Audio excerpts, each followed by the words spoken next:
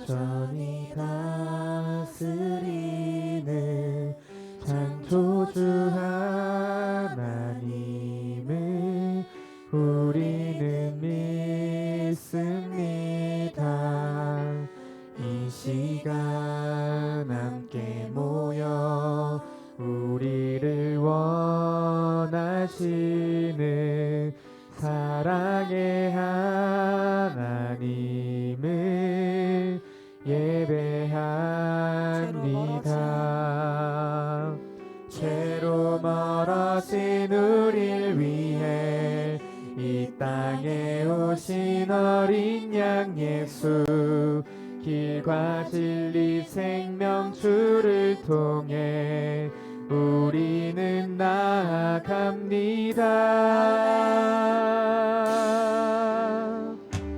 마음의 노래를 들으시는 주님, 두려움에서 지금 일어나 사랑으로 오라 하시네. 우리의 약함을 잘 아시는 주님, 늘 우리와 동행하시며 참 기쁨과 소망 주시는 주를 예배합니다.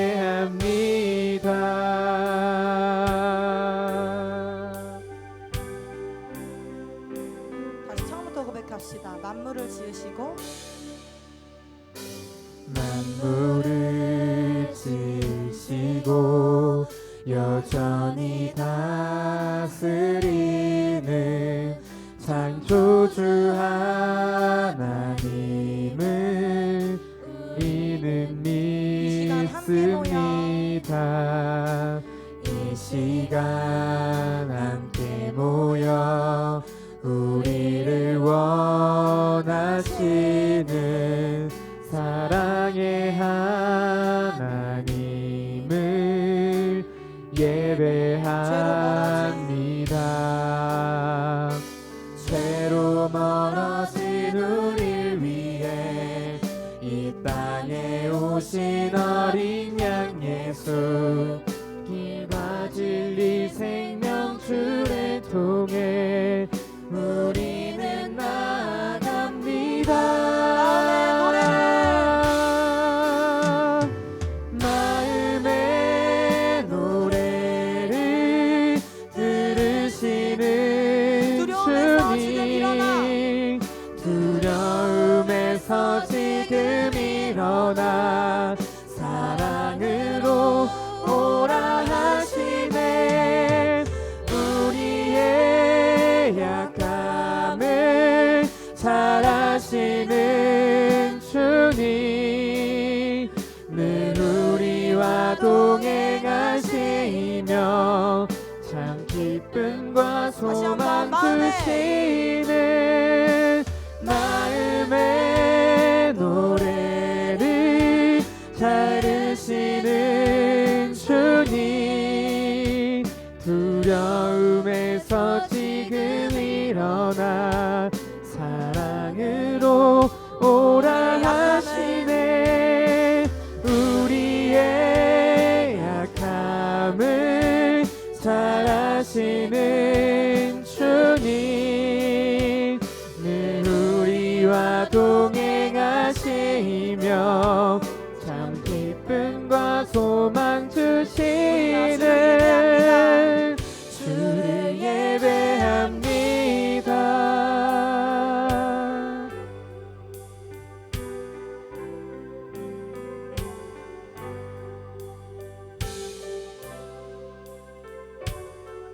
우리를 사랑으로 부르시고 이곳에 초청하신 하나님을 함께 감사와 박수의 영광으로 올려드립시다.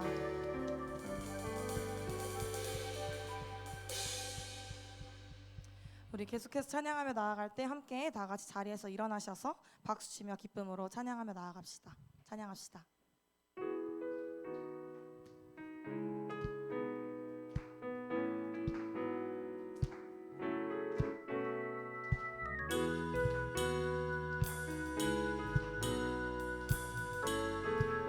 목마른 사슴이 목마른 사슴이 시냇물 찾아 헤매듯 내 영혼 주님을 간절히 알기 원하네. 구름이 거치면 희망의 태양 떠오듯 주 사랑 내 삶을 환하게 비춰주시네. 주님의 사랑 날 찾아와 어두운 내 눈 밝히시네. 내 영혼 기뻐 노래하네. 주 볼 때 안전한 곳에 날 세우시네. 사슴처럼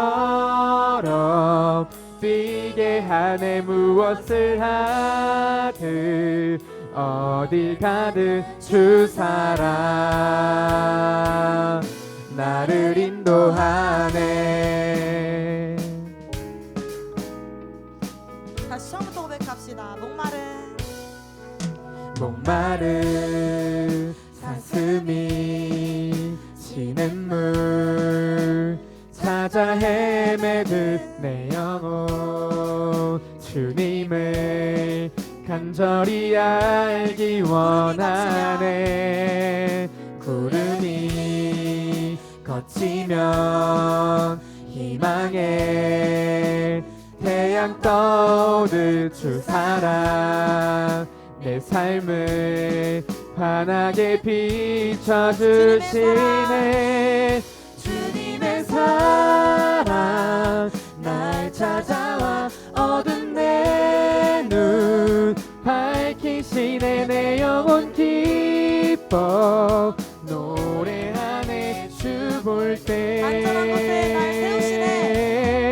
안전한 곳에 날 세우시네. 사슴처럼 뛰게 하네. 무엇을 하든 어딜 가든 주 사랑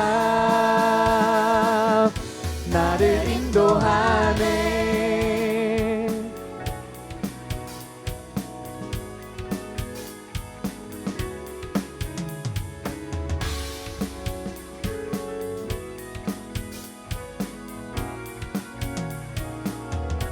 이절로 고백합시다. 말보다 일보다 중심을 원하시는 주 나 이제 주님만 사랑하게 하소서. 먼 날 주 앞에 서는 날 주께 말하리. 사는 날 동안에 주님만 사랑했다고. 세상이 줄 수 없는 사랑 내 맘 고동치게 하는 주 곁에 날 이끄소서. 오 주님 보기를 만져보기를 주님 품에 안겨보기를 이제 평생 사는 동안 주님만 다시 고백합시다. 주님의 사랑 날 찾아와 어두운 내 눈 밝히시네. 내 영혼 기뻐 노래하네. 주 볼 때 안전한 곳에 날 세우시네. 사슴처럼 뛰게 하네. 무엇을 하든 어디 가든 주님아 나를 인도하네.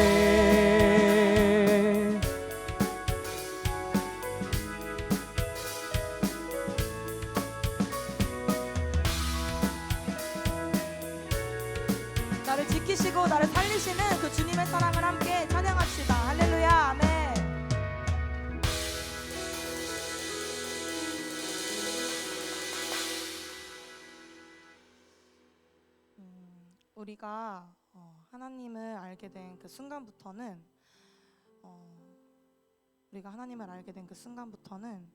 우리가 하나님과 동행하는 영원한 삶에 초대된 것입니다. 다른 것이 아니라 하나님을 아는 삶이 진정 복된 삶이고 영원한 삶인 줄 믿습니다. 우리가 함께 이것을 믿으면서 함께 가사를 묵상하면서 함께 이 찬양 불러보셨으면 좋겠습니다. 찬양합시다.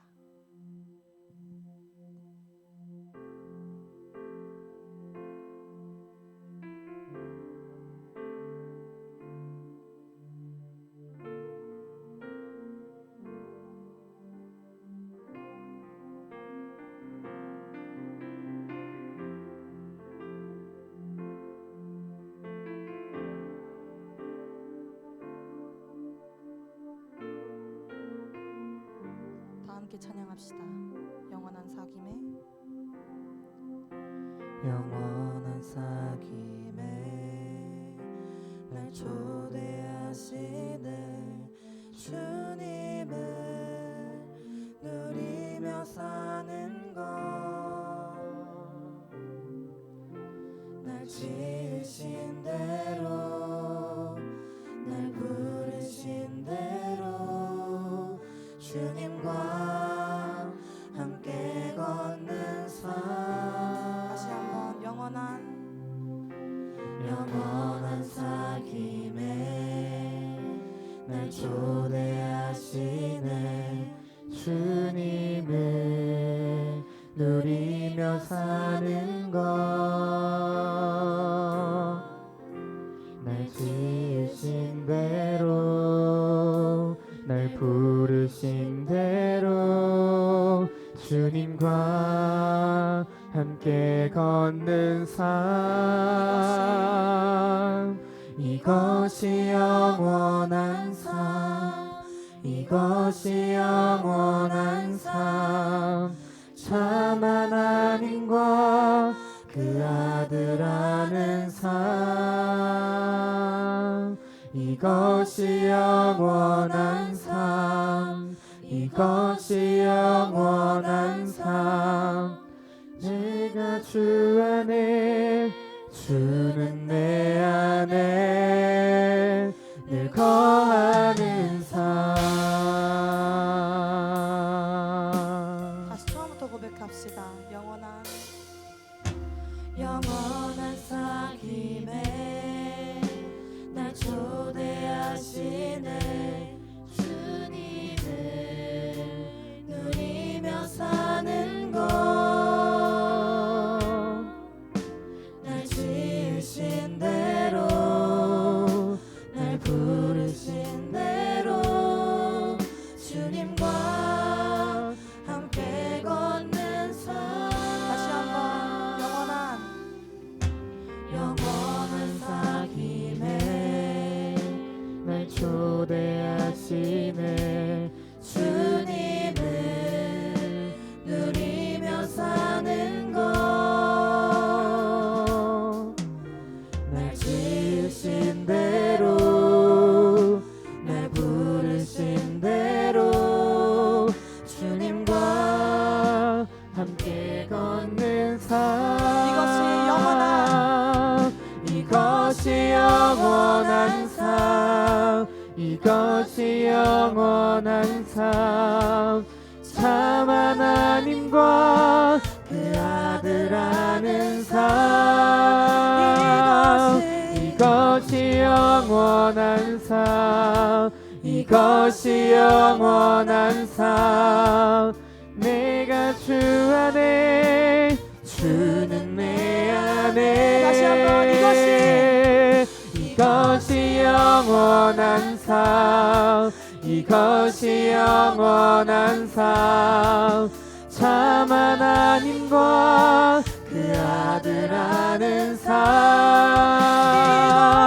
이것이 영원한 삶 이것이 영원한 삶 내가 주 안에 주는 내 안에 이것이 영원한 삶 이것이 영원한 삶 참 하나님과 그 아들 아는 삶, 이것이 영원한 삶, 이것이 영원한 삶. 내가 주 안에, 주는 내 안에 늘 거하는 삶. 나의 평생에 단 한 가지 소원, 주의 아름다우신 보며 사랑 노래하는 것.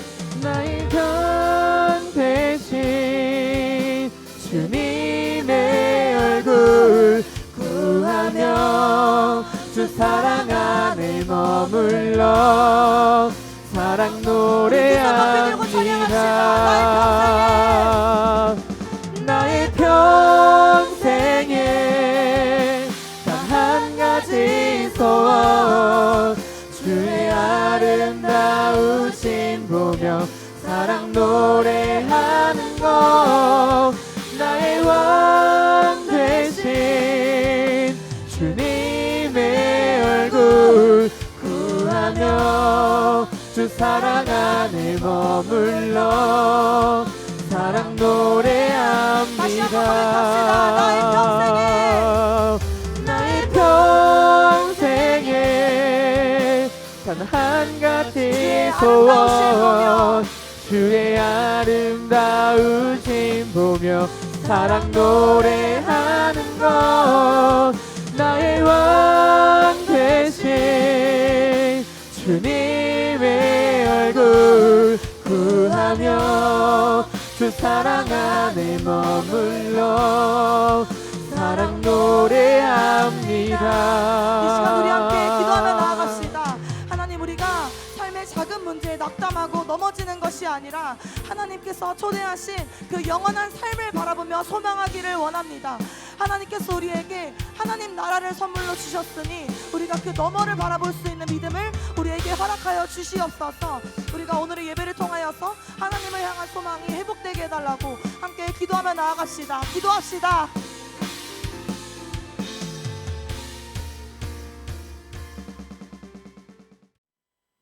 이사야 11장 3절부터 9절까지 목사님이 한 절 읽고 여러분들이 한 절 읽고 우리 이렇게 교독하고 마지막 절은 한 봉소리로 읽도록 하겠습니다. 그가 여호와를 경외함으로 즐거움을 삼을 것이며 그의 눈에 보이는 대로 심판하지 아니하며 그의 귀에 들리는 대로 판단하지 아니하며 가난한 자를 심판하며 정직으로 세상에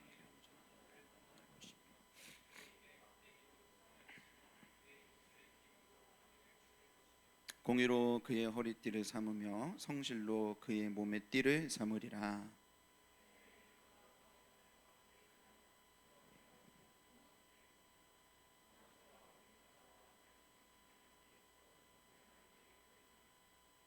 암소와 곰이 함께 먹으며 그것들의 새끼가 함께 엎드리며 사자가 소처럼 풀을 먹을 것이며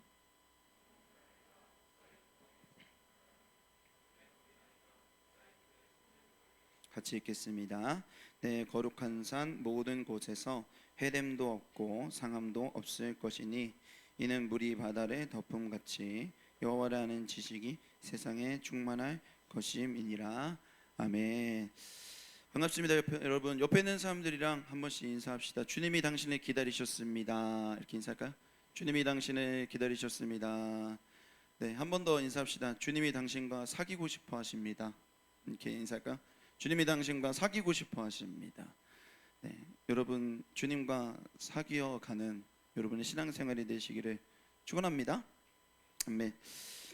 목사님 오랜만에 이 자리에 섰죠. 네, 2주 만에, 3주 만에 섰습니다. 네, 한 주는 목사님이 할아버지가 이제 소천하셔서 그래서 목사님이 이제 부득이 오지 못한 상황에 있었고 또 그 전주에는 목사님 이제 휴가였었습니다. 목사님이 휴가를 말레이시아에 있는 코타키나발루에 갔다 왔어요. 너무 좋았습니다. 왜 갔다 왔냐고 다들 많이 물어보는데 궁금하지 않으셔도 들으시면 됩니다.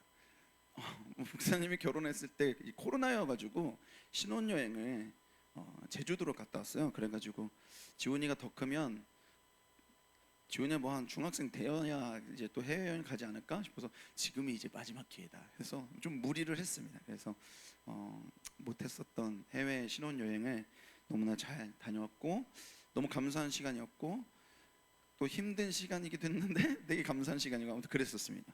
근데 목사님이 왜 이야기를 하냐면 사실 쉬러 갔었다가 목사님이 이제 좀 복이 있었는지 좋은 가이드를 만났어요. 이제 말레이시아 사람이었는데 목사님이 이제 열심히 영어로 이제 대화를 했었어요. 근데 그분이 이제 이틀 연짝으로 이제 만나다 보니까 나중에 이제 친해져가지고 제가 막 이런저런 질문도 하고 그랬었어요. 그래서 얘기하다 보니까 그분이 이 말레이시아에 왜 중국인이 이렇게 정착을 많이 하게 됐는지를 뭐 이런 얘기도 막 나중에 하게 되더라고요. 그래서 듣게 됐어요. 근데 이게 듣고 나니까 다르게 보이더라고요. 말레이시아가 중국이랑 아무 상관이 없는 줄 알았는데 중국인이 많이 오게 된 나름대로 이유가 있었다는 걸 듣고 나니까 그 다음부터 걸어가는데 중국 음식점이 엄청 많은 거야. 중국 음식점이 이렇게 많았구나 이게 보이기 시작하더라고요. 그리고 여러분 관광지에도 가는 곳마다 와 중국인이 너무 많아요. 와 한국인이 한 명 있으면 중국인 한 10명 있는 그 정도로 중국인이 많더라고요. 그리고 또 들었는데 이런 얘기 들었어요. 지금 이 코타키나발루에 대부분의 상권을 다 중국인이 가지고 있다는 거예요. 건물도 그렇고 그렇다는 거예요. 그러니까 그 다음부터는 막 좋은 건물 보면 다 중국 사람들이 가지고 있는 건물이구나 이런 게 이제 보이더라고요. 목사님이 그런 역사적인 얘기를 듣기 전에는 하나도 안 보였는데 듣고 나니까 이렇게 보이는 게 많아지더라고요. 우리 이거 속담으로 뭐라고 얘기합니까? 그죠. 아는 만큼 보인다. 다들 내가 말할 때까지 내 입을 보면서 기다리고 있는데 아는 만큼 보인다. 뭐야 이게 아는 만큼 보인다. 아시죠? 이런 속담이 있잖아요. 많은 그리스도인들이요 하나님의 나라를 위해 산다라고 이렇게 많이 이야기를 하는데 참 아이러니한 게 뭐냐면 난 하나님의 나라를 위해 살아, 하나님의 영광을 위해 살아, 하나님의 뜻을 위해 살아 라고 이야기하는데 정작 하나님 나라를 몰라요.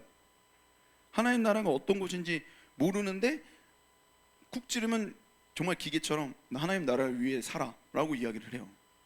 하나님 나라를 위해 산다는 게 뭘까요? 하나님 나라를 모르는데 하나님 나라를 위해 산다는 건 조금 그렇지 않나요? 목사님 저는 해당 사항이 없으면 저는 좀 잘합니다라고 말씀하신다면 여러분 천국을 하면 뭐가 떠오르십니까? 천국 하면 떠오르는 어떤 이미지나 단어나 그런 느낌들이 있을 거 아니에요. 천국 안 시키던 사람 시켜야 돼. 필관아 천국 하면 어떤 이미지가 떠오르니? 단어도 상관없고 뭐든 상관없어.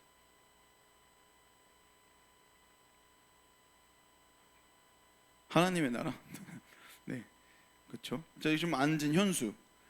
하나님의 나라 여기 얘기했어요. 천국 하면 어떤 이미지가 떠오르십니까?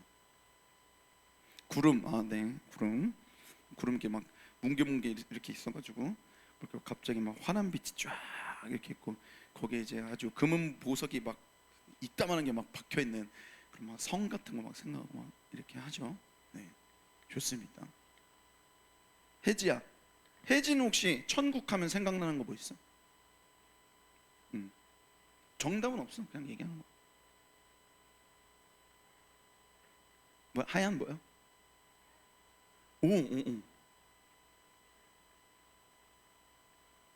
와. 나 좀 놀랐어요. 이거 요한계시록에 나오는 장면입니다. 지어낸 게 아니고 그냥 상상 속에 있는 게 아니라 명확히 나온. 뭐 얘기하면 더 길어지니까 맞는 말이에요. 나 목사님 좀 놀랐어요. 한 명만 더 들어봅시다.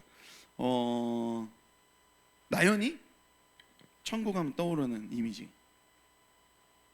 하얀색이요. 네, 알겠습니다. 감사합니다. 하얀색. 네, 근데 구름도 하얀색인데 어쨌든 네, 감사합니다. 이제 우리가 이렇게 천국 하면은 사실 잘 몰라요. 네. 떠오르는 이미지가 진짜 유치원생도 말할 수 있을 어떤 이미지에 머물러 있는 거예요. 그러니까 우리가 그 말은 천국 하면 우리가 가지고 있는 이 이미지가 그 유치원 때, 초등학교 때 어디에서 뭐 여름성경학교 때 배웠던 거, 배웠던 거 그거 계속 그냥 지금 내 몸은 20대 중반에 이르고 있는데 계속 그걸 가지고 있는 거예요. 자, 목사님 이렇게 얘기하면은요, 목사님에게 이렇게 좀 억울하다는 듯이 말하는 청년이 있을 수 있어요. 목사님, 아니 그거 당연한 거 아닙니까?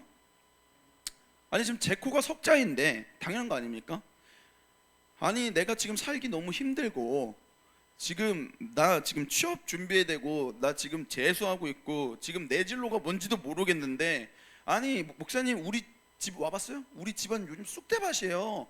근데 무슨 하나님의 나라는 개풀 뜯어먹는 소리 하지 마세요. 이런 식으로 하는 사람이 있으면 안 돼요. 네. 여러분 그렇게 생각하는 사람이 있을 수 있다고 목사님 생각해요. 내 인생에 하나님의 나라라고 생각하면 아무런 연관이 없는데 목사님 당연히 하나님 나라를 생각 안 하면 사니까 그렇게 대답할 수 있는 거죠. 내가 지금 살고 있는 현실이 훨씬 더 절망적인데 하나님의 나라를 좀 뜬구름 잡는 얘기 같지 않습니까? 라고 혹시 생각하신다면 오늘 여러분들이 읽어봤었던 이 이사야 말씀, 그러니까 이사야 선지자의 이야기를 우리가 좀 살펴볼 건데 이사야 선지자를 같이 좀 봤으면 좋겠어요. 왜냐하면 이사야 선지자는요 하나님의 나라 천국을 소망했는데 정말 소망할 수 없는 사람이었어요. 왜냐하면 너무 절망적이었어요. 너무 절망적인 상황 가운데 있었거든요. 또 어떻게 그가 천국을 소망할 수 있었을까? 우리 이사야 1장 21절과 23절 말씀을 같이 한번 읽어보도록 하겠습니다. 우리 한 목소리로 읽어보겠습니다. 시작. 신실하던 성읍이 어찌하여 창기가 되었는고 정의가 거기에 충만하였고 공의가 그 가운데에 거하였더니 이제는 살인자들 뿐이로다. 23절. 내 고관들은 패역하여 도둑과 짝하며 다 뇌물을 사랑하며 예물을 구하며 고아를 위하여 신원하지 아니하며. 아멘. 자, 이사야 선지자가 선지자로서 활동했었던 그 당시에 이스라엘은 어떤 상태였느냐? 읽어본 말씀 그대로입니다. 몸을 파는 여자처럼 이스라엘 백성들이 하나님을 버려요. 그리고 우상을 섬깁니다. 그러면서 어떻게 해요? 뻔뻔해요. 우리 우상 섬길 수도 있지. 하나님 원하는 재물 우리가 그때 가져다가 꼬박꼬박 드렸잖아요. 뭐가 문제입니까? 라고 말하는 타락한 종교인들이 있었어요. 너무 뻔뻔했어요. 온종일 술과 여색을 즐기는 부의층들이 있었고 땅을 사고 팔면서 축제하는 지도층 인사들이 있었고 뇌물을 사랑하며 선악을 무너뜨리는 혼탁한 재판관들이 있었습니다. 힘없는 자들은 매일 짓밟히며 신음하고 의롭게 살려고 하나님 뜻대로 살려고 발버둥 치는 사람들이 있었는데 그 소수의 사람들은 늘 핍박을 받아야 하는 기막힌 현실. 그게 그 당시에 이사야 선지자의 이스라엘의 상황이었습니다. 믿을 놈이 아무도 없는 거예요. 정치인도 못 믿겠고 종교인도 못 믿겠고 재판관도 믿을 수 없는 나라. 그게 이사야가 살았던 현실이었습니다. 사회의 시스템도 교육도 경제력도 지력도 군사력도 모두 다 엉망진창이 되어버린 상태. 그게 이사야가 살던 이스라엘의 상태였습니다. 절망이에요. 그냥 좀 있으면 나라가 망해요. 그 절망적인 현실에서 이사야가 소망했대요. 천국을 어떻게 소망할 수 있었을까? 한번 따라해 봅시다. 하나님의 나라는, 다시 한번, 하나님의 나라는 배신하지 않는다. 그게 이사야에게 하나님의 나라를 소망할 수 있는 이유였어요. 하나님의 나라는 배신하지 않는다. 믿을 놈은 아무도 없지만 하나님의 나라는 배신하지 않는다. 여러분 다 소망하고 싶어요. 소망 안 하고 싶은 사람 없어요. 누가 절망하면서 살고 싶어요? 그렇죠? 다 소망하고 싶어요. 그런데 소망할 만한 걸 못 찾았거든. 소망할 만한 걸 찾지 못했기 때문에 그 사람이 소망을 버리고 절망의 삶을 사는 거예요. 이사야가 살던 시대는요 하나님 빼고는 다 소망할 수가 없었어요. 풀은 마르고 꽃은 시드는 거예요. 영원할 것 같았던 게요 다 배신하는 거예요. 사랑도 배신하고 우정도 배신하고 돈과 명예도 나를 배신하고 내 젊음과 패기도 여러분 멀지 않았어요. 내가 지금 37인데 너는 10년 뒤면 나처럼 되는 건데 목사님 너무 젊음이 꺾여가는 게 느껴져요. 부장님 죄송합니다. 네, 여러분 정말 달라요. 젊음과 패기가 내 뒤통수를 쳐요. 예전에는 내가 밤 하루 새도 끄떡 없었는데 지금 꿈도 못 꿔요. 그랬더니 큰일 납니다. 네, 한 3일 고생해요. 애국심도 대의명분도 다 먼지와 같이 사라지는 거예요. 믿을 수 있는 게 없는 거예요. 근데 그때 하나님이 이사야에게 말씀하신 거예요. 뭐라고 말하냐면, 이사야야, 이 땅에 믿을 게 없지. 너도 못 믿겠지. 이 땅에 소망할 게 없지. 이사야, 나의 나라는 영원해. 내가 반드시 올 거야. 내가 너에게 약속하마. 하나님이 이사야에게 말씀해 주셨기 때문에 이사야가 그 절망 가운데서 소망할 수 있었어요. 그래서 여러분 알아야 돼요. 여러분 정말 알아야 됩니다. 우리가 하나님 나라를 위해 산다고 하는데 하나님 나라를 모르면 어떻게 살아요? 말이 안 되냐. 어폐가 있잖아요. 하나님 나라를 알아야 돼요. 여러분 하나님 나라를 알아야, 그래야 내가 이 절망이 가득한 이 세상에서, 3포, 5포, 7포 하는 세상에서 소망을 포기하지 않을 수 있는 거예요. 흔들리지 않는, 어떤 것도 무너뜨리지 않는 하나님의 나라를 여러분이 잘 아셔야 여러분이 이 땅에서 그리스도인으로 살아갈 수 있는 힘이 생기는 거예요. 그러니까 여러분 오늘 하나님이 이사야에게 가르쳐 주신 하나님의 나라를 배우셔야 돼요. 배우셔야 돼요. 알아야 소망하고, 소망해야 꿈을 꾸는 거예요. 오늘 말씀 제목입니다. 알아야 소망하고, 소망해야 꿈을 꾸는 거예요. 그러니까 오늘 여러분 아셔야 돼요. 이사야가 깨닫게 됐던 하나님의 나라는 세 가지가 있습니다. 첫 번째, 같이 한번 읽어보도록 하겠습니다. 시작. 공의가, 네, 하나님 나라는 어떤 곳이라고요? 공의가 완전히 이루어지는 나라. 요즘 그 넷플릭스에 유행하는 그 드라마 중에 DP2 보신 분 안 봤어? DP2 안 보셨나요? 그렇구나. 목사님은 재밌게 봤는데, 보고 있는 중이긴 한데, 파더너스가 나와가지고 연기를 너무 잘하길래 목사님 봤는데 한번 바쁘시군요 다들. 네, 목사님이 너무 세속적이네요. 여러분들은 굉장히 거룩하시고, 네, 그래요. 목사님이 네, 세속적인 걸 무릅쓰고 DP 얘기를 좀 하겠습니다. DP2를 봤는데요, 와, 목사님 그걸 보면서 참 볼 때마다 에피소드 하나하나마다 그런 생각이 들어요. 뭐냐면, 야, 신기하다. 보면은요, 국민 누구나 보고 있으면 치를 떨 만한 부조리가 막 너무 에피소드마다 많아요. 근데 어떻게 이게 군대에서는 아무렇지도 않게 일어날까? 이게 진짜 의문이에요. 목사님이 잠깐 아까 재준이랑 살짝 얘기했는데, 재준이가 얘기대로 상현이가 이번에 1박 2일 외박 나왔다고. 상현이 왔나? 아직 안 왔죠? 상현이가 어떻게 지내고 있는지 잠깐 들었는데, 와, 바뀐 게 없어. 군대가 바뀐 게 없어요. 와, 어떻게 이렇게 부조리가 그대로 있을까? 여러분 어떻게 이게 아무렇지 않게 계속 일어나는 걸까요? 놀라운 건 선임이 맞다면 맞는 거예요. 이 군대에서는 이게 돼요. 선임이 맞다면 맞는 거예요. 여러분 이게 군대에서만 일어날까요? 그렇지 않아요. 한번 생각해 보십시오. 이 땅 가운데 부정 입학, 학폭, 부실공사, 부모 형제에 대한 존속 살해, 외도와 간통, 사기와 성폭행, 묻지마 살인, 칼부림 예고, 이런 게 왜 계속 생겨요?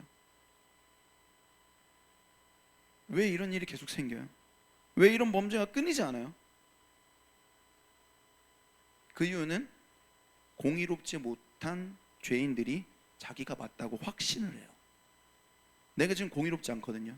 내가 죄인이거든요. 근데 내가 맞다고 확신을 해요. 내 범죄가 맞다고 확신해요. 내 이기심이 맞다고 확신해요.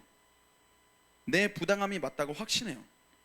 내 팔이 안으로 굴어버린 편파적인 게 맞다고 확신해요. 여러분 공의가 뭡니까? 공의는 치우치지 않는 거예요.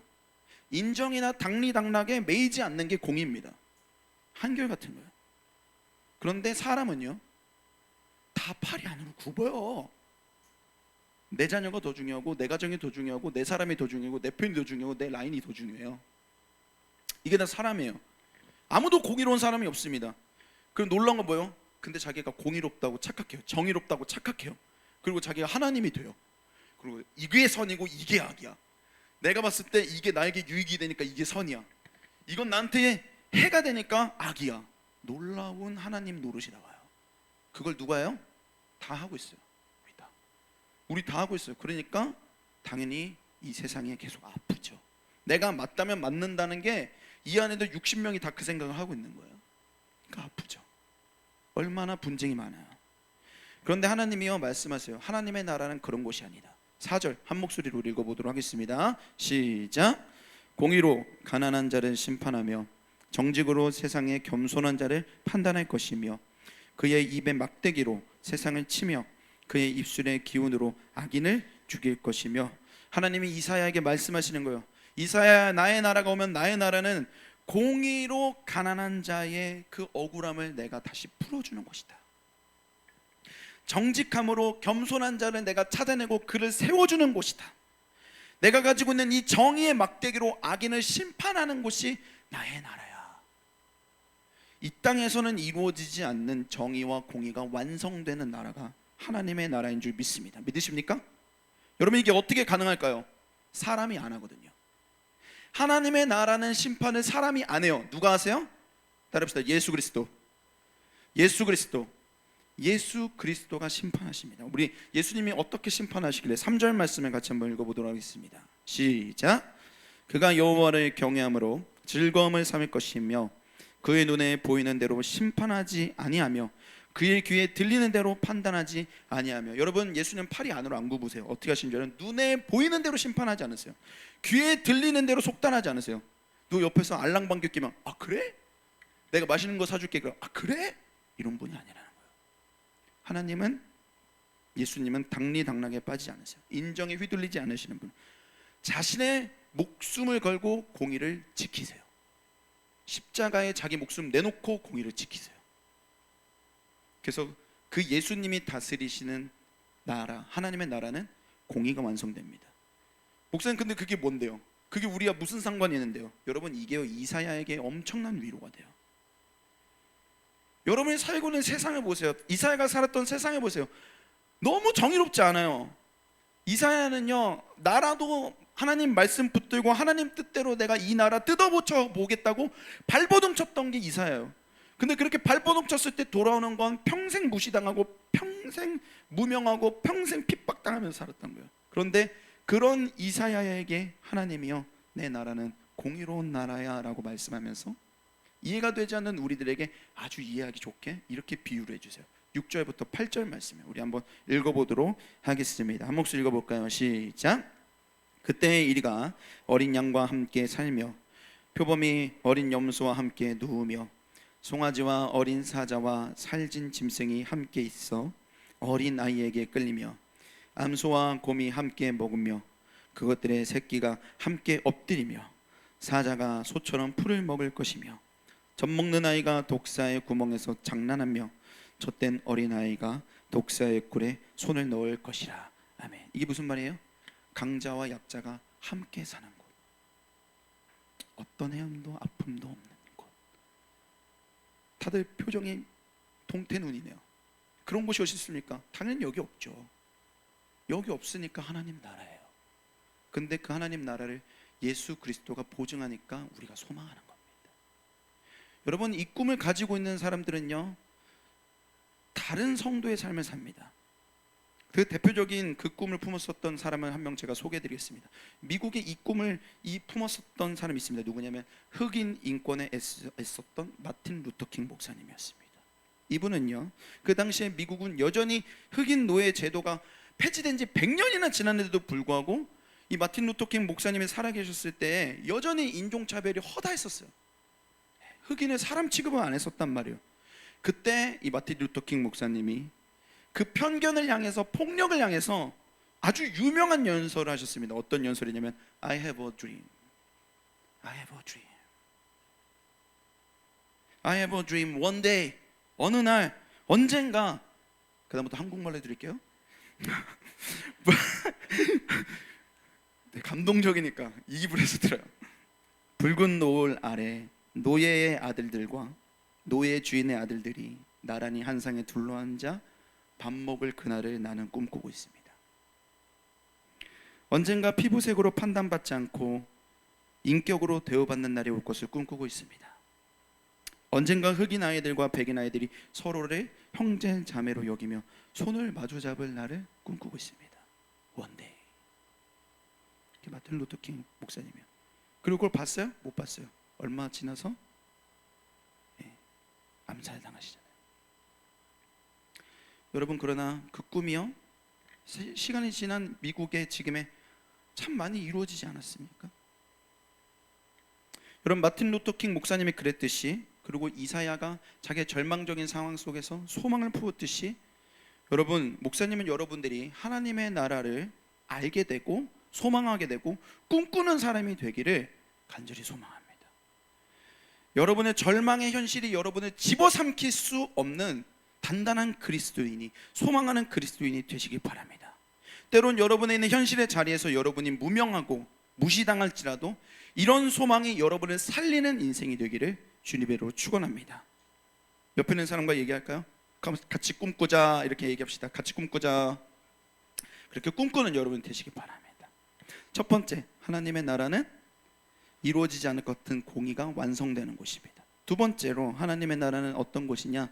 같이 한번 읽어보겠습니다. 시작. 해함도 상함도 없는 나라입니다. 우리 9절 말씀을 목사님이 스톱할 때까지 한번 읽어보도록 하겠습니다. 읽어보겠습니다. 시작.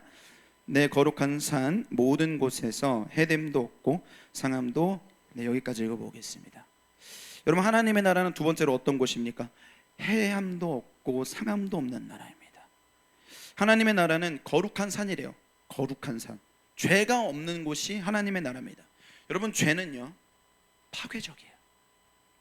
죄는요 여러분을 망가뜨리고 여러분 주변에 있는 소중한 사람을 얼마든지 망가뜨릴 수 있는 힘을 가지고 있는 파괴력이 이 죄입니다.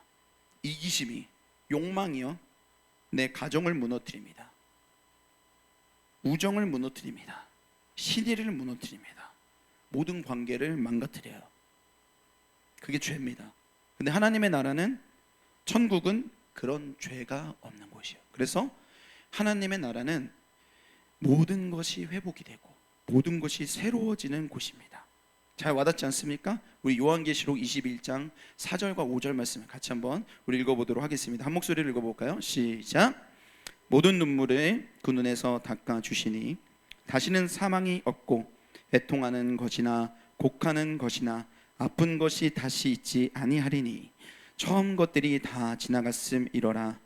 보좌에 앉으신 이가 이르시되 보라 내가 만물을. 네, 여기까지 읽어보겠습니다. 보좌에 앉으신 천국에 있는 우리의 주님이 말씀하세요. 보라 내가 만물을 새롭게 한다. 죄가 없는 이곳에 너희를 내가 새롭게 한다. 여러분, 예수님 한번 떠올려 봅시다. 예수님 십자가에 죽으시고 몇 일 만에 부활하셨죠? 잘하셨습니다. 3일 만에 부활하시고, 예수님 부활하시고 난 다음에 누구 앞에 나타나요? 자, 졸지 말고 누구 앞에 나타나죠? 제자들 앞에 나타나요. 제자들 앞에 나타나셨을 때 예수님 보여주셨던 몸은 어떤 몸이었습니까? 따라해봅시다. 부활체. 네, 목사님 어려워요. 부활한 몸이라고요. 부활체로 자신을 보여주셨어요. 이게 부활한 몸, 이전과는 다른 몸이라는 걸 어떻게 알 수 있어요? 예수님은요 부활하시고 난 다음에 시간과 장소에 구애를 안 받으셨어요. 예수님이 제자들 앞에 나타났을 때 그 제자들이 있었던 집은요 문이 굳게 잠겨 있었어요. 그런데 예수님이 갑자기 휙 나타나셨어요. 갑자기 어디서 나타났어? 부활체. 이전과는 다른 몸이셨었어요. 완전히 새로워지셨어요. 어떤 해함도 없고 상함도 없는 몸이셨습니다. 근데 놀라운 건 뭔지 아십니까? 동시에 예수님은 새로운 부활의 몸을 가지고 있으면서도 식사를 하세요. 뼈와 살이 있으셨어요. 이게 무슨 말인지 아십니까? 부활한 우리의 몸은 여전히 사람이라는 거예요. 이게 너무 중요해요.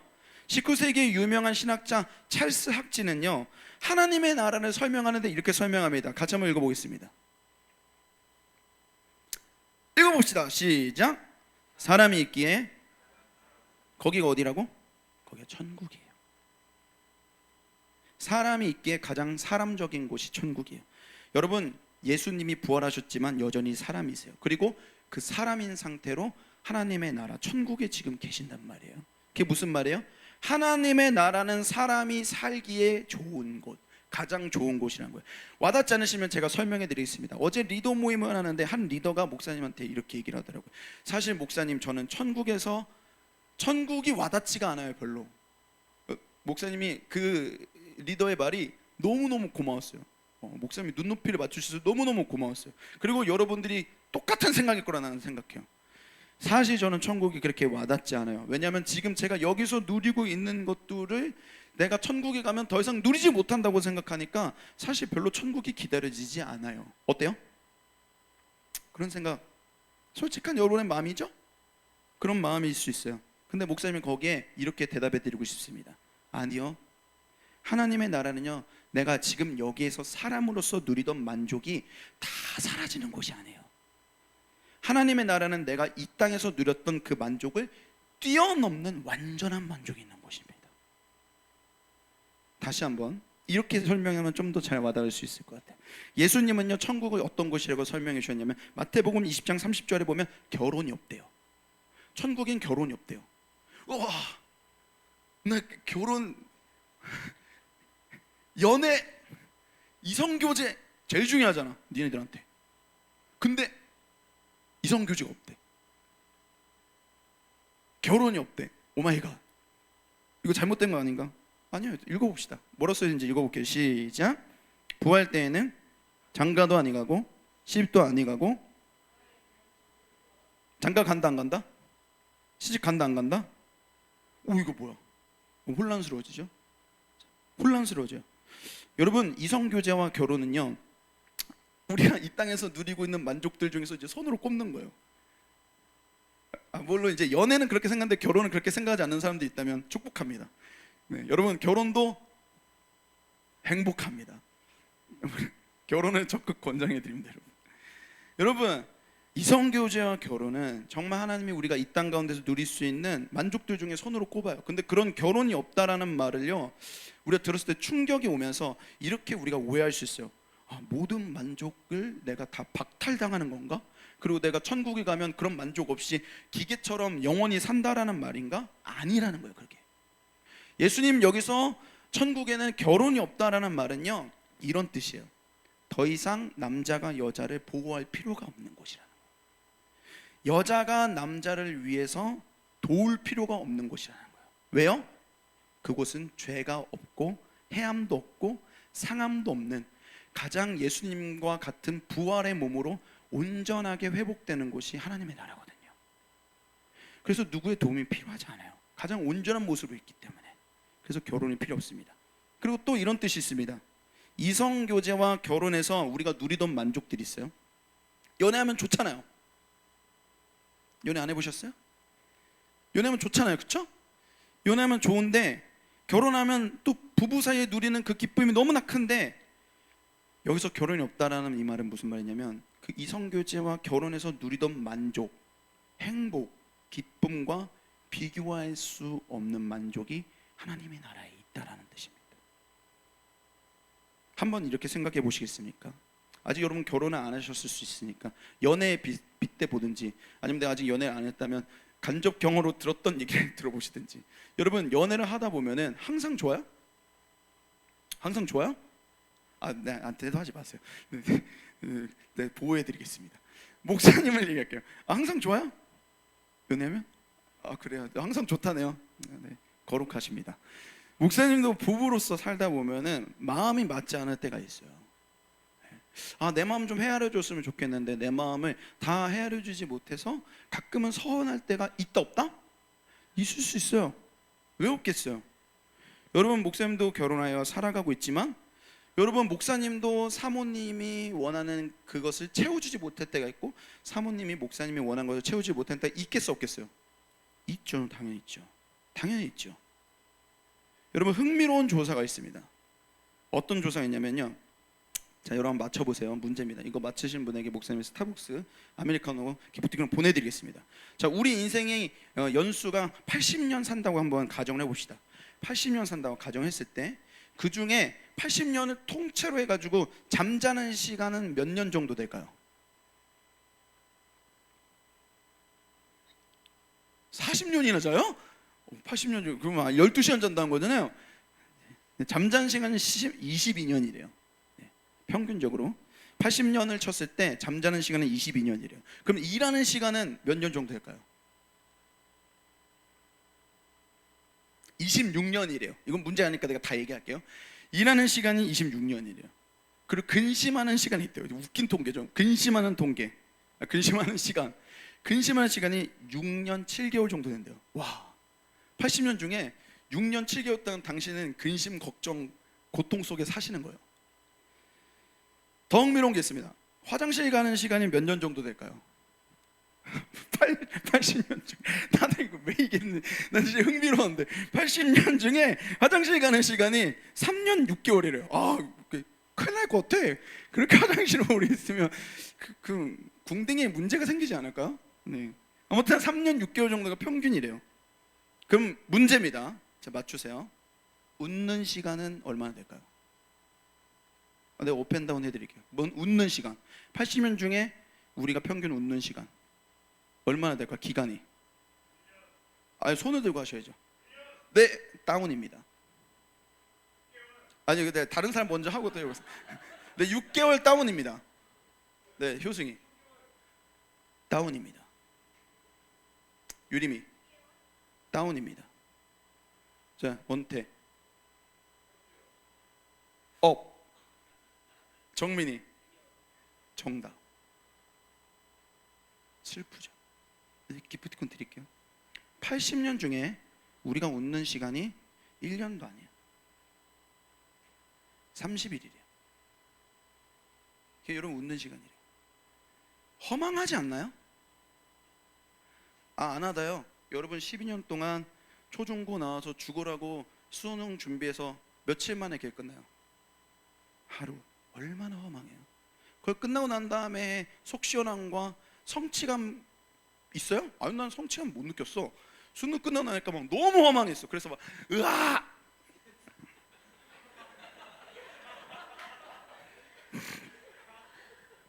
얼마나 허망해요. 우리 인생이요. 얼마나 허망해요. 이 땅에서 우리가 누리는 기쁨과 만족과 행복이 없냐고요? 있어요. 근데 그 만족과 기쁨과 행복이 너무 허망해요. 참 허망해요. 연애를 해도 허망해요. 결혼하고 살아갈 때도 허망한 때가 와요. 여러분 하나님의 나라가 어떤 곳이냐고요? 상함도 없고 해함도 없다라는 건 그 허망함이 없는 나라라는 거예요. 그 공허함이 없는 나라라는 거예요. 완전한 기쁨과 행복이 있는 나라라는 거예요. 꿈꿔볼 만하지 않습니까? 여러분 만약에 이 땅을 살아가면서 여러분이 오늘 밤에도 공허하시다면, 오늘 설교 듣고 오늘 밤에 자기 전에 공허하시다면, 그러면 애꿎은 인스타 보면서 이상한 좋아요 누르지 마시고 생각하세요. 그리스도인에게 이 공허함은요 천국을 향한 갈망인 거예요. 내가 지금 공허해. 맛있는 걸 먹고 재밌는 걸 해보고 좋은 곳을 가도 내 마음이 헛헛해. 그건 뭐냐면 내가 알고 있는 거예요. 이게 완벽하지 않다는 거예요. 저 천국에 대한 갈망이 당신 안에 있다는 거예요. 그리고 기도하세요. 하나님, 천국을 향한 사모함을 나에게 주십시오. 오늘 밤에 기도하십시오. 아시겠죠? 옆에 있는 분들에게 한 번씩 얘기합시다. 오늘 밤에 기도하자. 네, 한데서 여러분 공허함 속에 꼭 기도하시는 여러분이 되셨으면 좋겠습니다. 마지막 세 번째입니다. 세 번째 하나님의 나라는 어떤 것이냐 한번 읽어보겠습니다. 시작. 물이 바다 덮음같이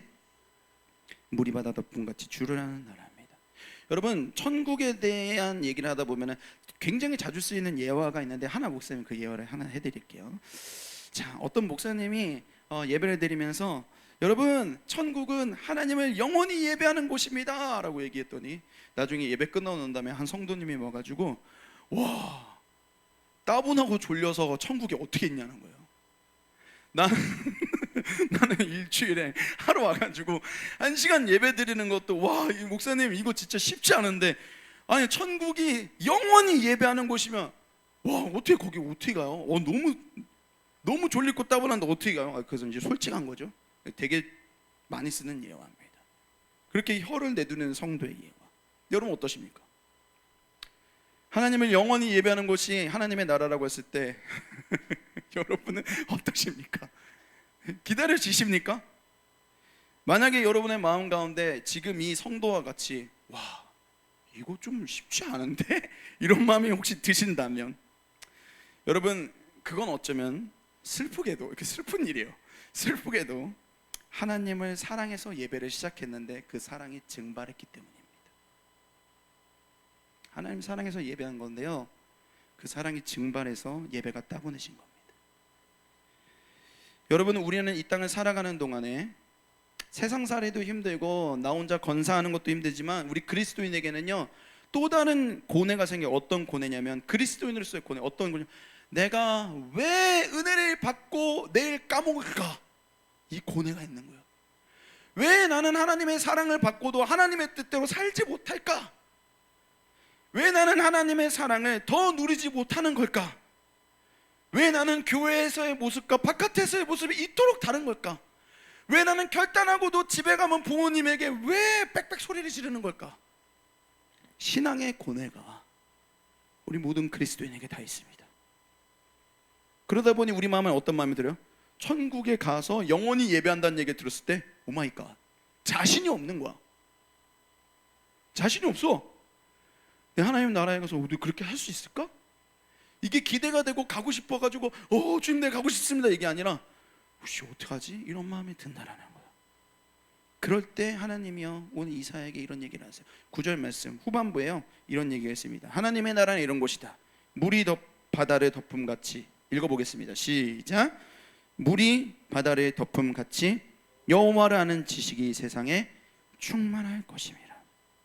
여러분 여기서 여호와를 아는 지식, 여호와를 안다라는 거. 오늘 찬양하면서 여호와 안다, 뭐 참 하나님과 그 아들을 안다, 안다는 얘기 너무 많이 하는데 여러분 여기서 하나님을 안다는 게 무슨 말이냐면요, 여기 있는 이 히브리어의 원어의 뜻대로 그대로 보면 남자와 여자가 한 방에서 한 침대에서 몸을 섞는 거예요. 동침하는 거예요. 한 몸이 되는 거예요. 그렇게 우리가 하나님을 안다는 거예요. 그러니까 이건 무슨 말이냐면 내가 주님을 사랑하고 주님이 나를 얼마나 사랑하는지를 깨닫게 된다. 주님이 나를 얼마나 사랑하는지를 내가 깨닫게 되는데, 그렇게 깨닫게 되는 게 한 번 더 그 말씀을 보여주시겠습니까? 그렇게 내가 하나님이 나를 얼마나 사랑하는지를 깨닫게 되는 그 깊이와 정도와 넓이가 어느 정도냐? 마치 무엇처럼? 물이 뭐한 것처럼? 바다를 덮는 것처럼. 여러분 바다를 생각해 보세요. 바다만큼, 바다에 물이 얼마나 많아? 많아. 바다에 물이 엄청 많아. 근데 너네들이 하나님의 나라에 가면 하나님의 사랑을 그렇게 깨닫게 된다는 거예요. 사랑의 바다에 빠진다는 거예요. 완전히 빠져가지고, 지금 여러분이 사는 거는 이렇게 비유할 수 있겠죠. 하나님의 사랑의 바다에 이렇게 양말 벗겨가지고 이렇게 사랑해 이런 거예요. 사랑하는 것 같은데 빼면은 내가 안 사랑하나? 이러고 있는 거죠. 그 영혼의 고뇌가 있는 거예요. 근데 하나님의 나라는 어디예요? 그냥 거기에 다이빙을 해서 빠지는 거예요. 하나님의 사랑에 빠지는 거예요. 그 사랑의 바다에 빠지는 거예요. 그래서 그 사랑에 내가 완전히 잠겨가지고 하나님의 사랑에 황홀해하고 찬란해하는 거예요. 보고도 또 보고 싶어지는 곳. 내가 더 사랑하지 못하면 어떡하지 하는 근심 걱정이 끝나는 곳이에요. 이미 내 안에 그 사랑이 영원히 들어와서 들어도 또 듣고 싶고 예배하고도 또 예배하고 싶어지는 곳이 하나님의 나라예요. 예배해야 돼서 어거지로 예배하는, 그래서 막 진짜 막 고문당하는 것처럼 예배하는 곳이 하나님의 나라가 아니라, 여러분의 마음에 하나님의 사랑이 바다같이 임해서 예배를 하지 않고는 배길 수 없게끔 하나님이 우리를 황홀하게 만드시는 곳이 하나님의 나라라는 거예요. 그 정도 돼야 가고 싶어집니다. 그럼 말씀 마치겠습니다. 이 정도 돼야 하나님의 나라는 가고 싶은 곳이야. 이 정도 되니까 이사야가 그 절망적인 현실 속에서도 하나님의 나라를 소망한 거예요. 이 정도 되니까 이사야가 하나님의 나라를 위해서 내가 포기하지 않고 그가 끝까지 살 수 있었던 겁니다. 하나님의 나라를 아세요. 배우세요. 모르니까 사모를 안 하는 거예요. 모르니까 꿈을 안 꾸는 거예요. 여러분, 목사님이 이제 하나님 나라 시리즈 이제 1 했어요. 이제 3까지 할 거거든요. 다음 주도 할 거고 다다음 주도 할 거예요. 아세요. 배우셔야 돼요. 하나님의 나라를 모르니까 우리가 꿈을 못 꾸는 거예요. 여러분 어때요? 오늘 배우고 나니까 하나님의 나라 3가지를 배웠죠. 공의가 이루어지는 나라, 해함도 상함도 없는 나라, 물이 바다 덮음같이 그 사랑의 바다에 우리가 빠져서 하나님을 알게 되는 나라. 이게 하나님의 나라예요. 어때요? 이제 우리 마음 가운데 하나님의 나라를 생각했을 때 하얀색과 구름만 있지는 않죠? 여러분 마음속에 이 하나님의 나라가 한 주 동안 묵상이 되었으면 좋겠습니다. 마지막으로 C.S. 루이스가 했었던 이 말을 우리가 읽어보고 마치도록 하겠습니다. 우리 같이 한번 읽어보도록 하겠습니다. 시작. 교회가 타락하여 대부분의 그리스도인들이 천국을 생각하지 않게 되었을 때 기독교는 세상에서 힘을 잃어버렸습니다. 교회가 천국을 향하면 세상을 덤으로 얻습니다. 그러나 예수 믿는 사람이 그 마음을 세상으로 향하면 천국도 잃어버리고 세상도 잃어버릴 것입니다. 너무 맞는 말입니다. 여러분에게는 하나님의 나라가 있습니까? 여러분, 세상 사람들은요 천국을 몰라요. 알 수가 없어요. 그래서 하나님이 여러분을 이 땅에 보내신 거예요. 천국을 맛본 여러분을 통해서 세상 사람들이 천국을 배우는 거예요. 그러니까 여러분이 천국을 모르면 세상 사람들이 천국을 알 수 있겠어요? 몰라요. 여러분에게 사명이 있는 거예요. 너희가 서로 사랑하면 세상이 너희가 내 제자인 줄 알게 되리라. 우리가 천국을 맛보고 천국을 누리면 세상 사람들이 알아본다는 거예요. 아, 천국은 저런 곳이겠구나. 여러분, 세상은요 빈익빈 부익부예요. 오늘도 아래에서 위로 올라가면서 살아가고 있어요. 억울해? 억울하면 너도 위로 올라와 말하는 게 세상의 구조예요. 그런데 우리는 그 세상에서 천국을 흘려보내요. 어떻게요? 그 세상 앞에 우리 교회만큼은, 성도만큼은 공부해서 남주는 인생 되는 거예요. 거저 받은 사람 거저 흘려보내는 거예요. 아래에서 위로 올라가는 게 아니라 내가 위에서 받은 사랑을 아래로 흘려보내는 거예요. 이게 그리스도의 삶인 줄 믿습니다. 이게 천국을 흘려보내는 삶인 줄 믿습니다. 여러분, 하나님의 나라를 배우세요. 그리고 소망하세요. 꿈꾸세요. 그리고 살아내십시오. 하나님이 그렇게 우리를 살아내라고 이 땅 가운데 부르신 것인 줄 믿습니다. 그렇게 살아가는 이 자리에 모여있는 주의 청년들 되시기 주님으로 축원합니다.